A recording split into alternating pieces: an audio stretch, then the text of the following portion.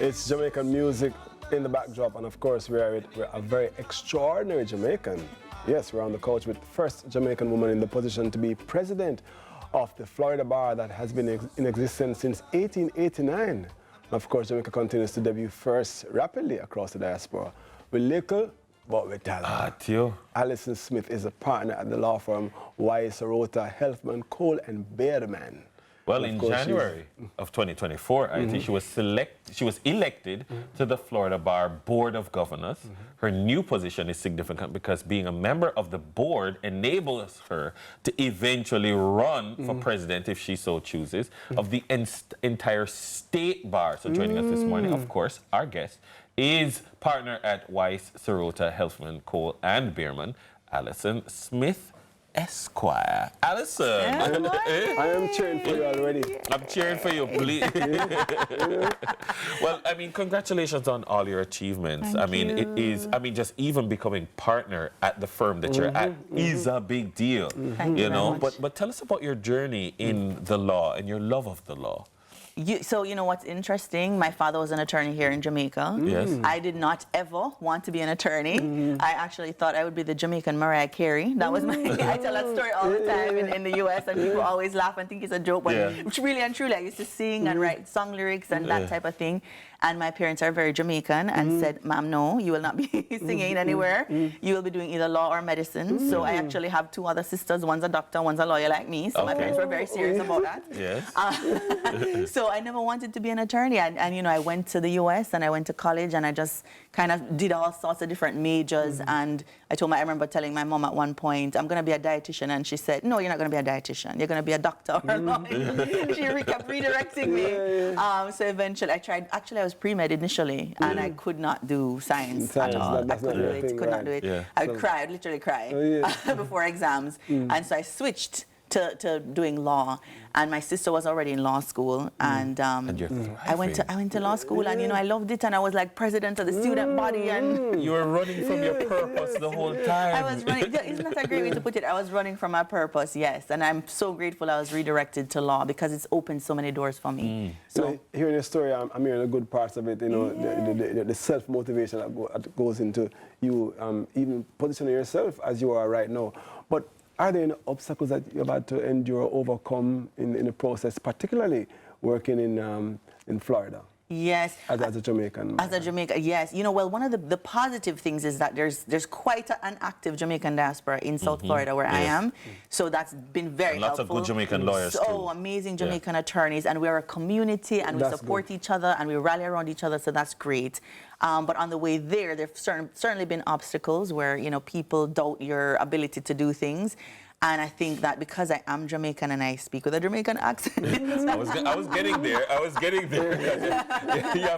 You don't sound Floridian. I don't have that American accent, and I'm very proud about that and very bold with it, and I'm very vocal. I think that, you know, people have put a stamp. Well, in the past there was a stamp of, are you really capable? Can you really do it?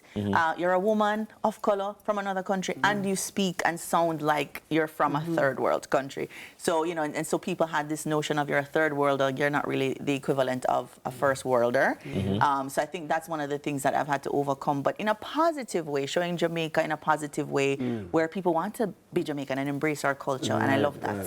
You have embraced our culture. Of course, she told us off camera that she was wearing done in her Jamaican colors.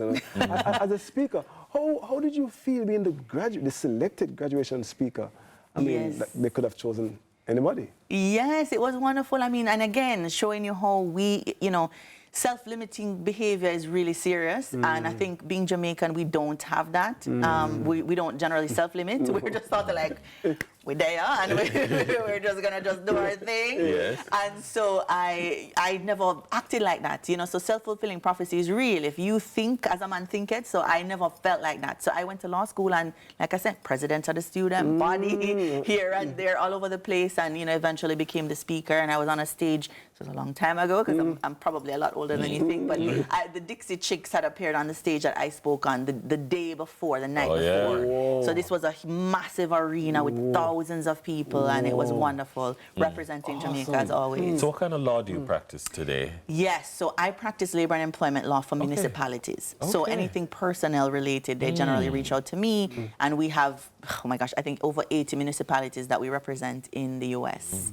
So it's a large law firm. We have over 100 attorneys and 5 offices. Is it that's what you specialize at the firm, or that's what the firm specializes? That's what I do. We're a full service firm, so we do everything, pretty much everything, yes. Okay, So wow. it's been, a very interesting journey. Also getting into like the municipal area. My clients are very proud of me too, because all of them, every time there's a story on me here in Jamaica, they either find it or I send it to them, and one of my clients put a wall of fame up and put my picture up there in the dress with the Jamaican colors. Yes.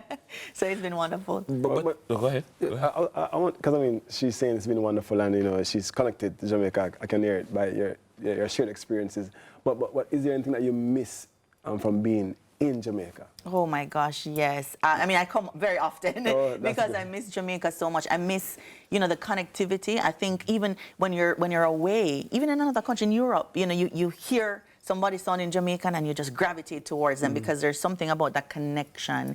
I miss that. I miss the real Jamaicanness being here. I miss the food. I live in South Florida, so there's tons of Jamaican food, but it doesn't taste the same as when I'm here on the island. So those are things that I miss about being here. Just being in Jamaica, it just smells different. Can I tell you that? That's true. That's true. That's true. So I love being here and I'm soaking it all in. Tell me about your presidential aspirations, if you have any, and is there anything on the horizon in terms of that kind of an election? Yes, and once again, very honored and very proud to be supported by the people that I work for, my firm. So the executive director of the bar that I was president of, which is president of one of the largest voluntary bars in the state, was my role last year. And the person who got me involved in that is the executive director of the bar. His name is Braulio Rosa. He's Puerto Rican, but he is really a lover of diversity and culture, and he understands Jamaican culture, and he really wanted to see a woman in particular be at the helm. And so he really encouraged me, you know what, you need to run for this position, which is a very big position. Yes. Yeah. The first.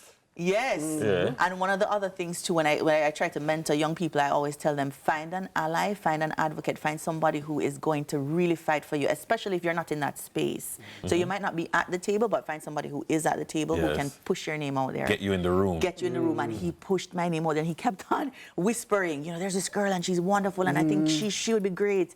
So by the time I was running, I was actually doing the election, my name was so out there because he was doing it when I couldn't, because I didn't have the opportunity to go through those doors.